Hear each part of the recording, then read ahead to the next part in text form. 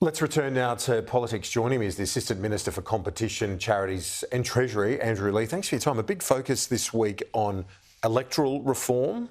The crossbench, the Teals, not happy. They're saying that the big parties are ganging up on this reform and trying to rush it through. What do you say to that? Oh, Kieran, this is about trying to get our democracy as healthy as it can be and ensuring that big money doesn't dominate. I think that all Australians want to see elections decided by who's got the best ideas, not who's got the deepest pockets. But increasingly, we're seeing billionaire donors around the world influencing election campaigns.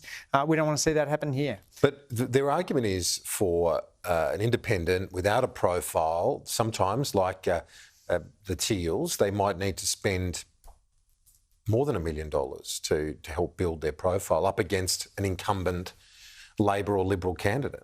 Why not allow that if they can generate that sort of support in a seat?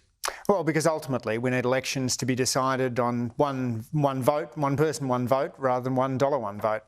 We need the elections to be a contest of ideas, not a contest of cash. And we're seeing increasingly around the world the influence of deep-pocketed donors on elections. This has been a reform that's been a long time coming. Labor has been very consistent in the way in which we've argued for these spending caps.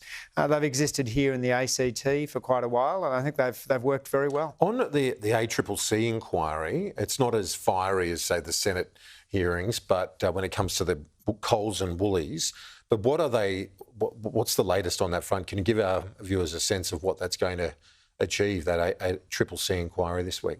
We've seen a range of pieces of evidence coming out. The ACCC's barrister Naomi Sharp has drawn out some of the evidence around land banking and some of the concerns that the major supermarkets are holding potential supermarket development sites for what they call strategic reasons. In some cases, they've been holding sites for more than a decade. This means that you get less competition in the market than you would otherwise. So does that not reinforce the Coalition's argument for divestment? No, it reinforces Labor's argument for national competition policy, which engages with states and territories on those critical planning and zoning reforms.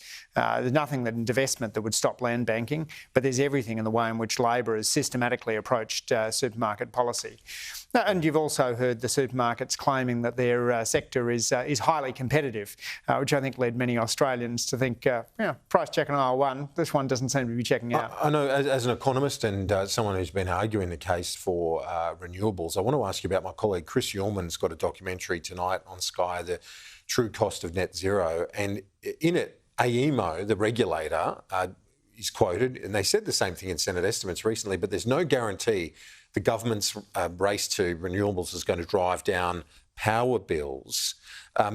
In fact, Chris's doco showing the massive cost of transmission and various other elements with intermittent energy.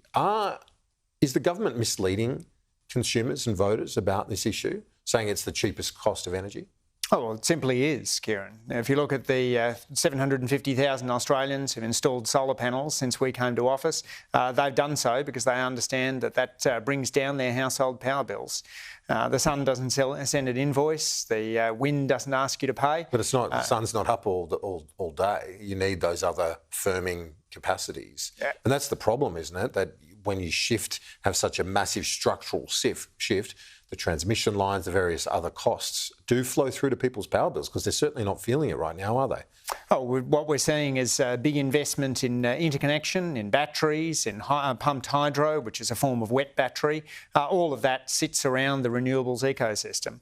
We understand the importance of making that steady glide path down, and so households get access to cheaper energy, but also... Will it be cheaper, though? That's the thing. Absolutely. You can give a guarantee eventually we'll get cheaper power bills. Look, you look at all of the serious reports that have been done, the Stern Review, the Garnaut Review, all of that is pointing towards Australia having a future as a renewables energy superpower. This is a future which allows us to create clean energy jobs and also... But what makes it cheaper? Because you've still got to build the transmission infrastructure, you've still got to get all that out there, as Chris's report shows tonight. That's putting massive upward pressure on bills at the moment. It's the very nature of it being renewable, Kieran, that brings down the costs. So what we have in moving to renewables is a system which will ultimately be cheaper. We understand that the coal-fired power stations are approaching the end of their useful life. We know that Peter Dutton's madcap plan for nuclear in the 2040s would only cover at best 4% of Australia's energy needs. So we need to move to the renewables revolution, as the rest of the world is doing. Andrew Leigh, thanks for your time. I appreciate it.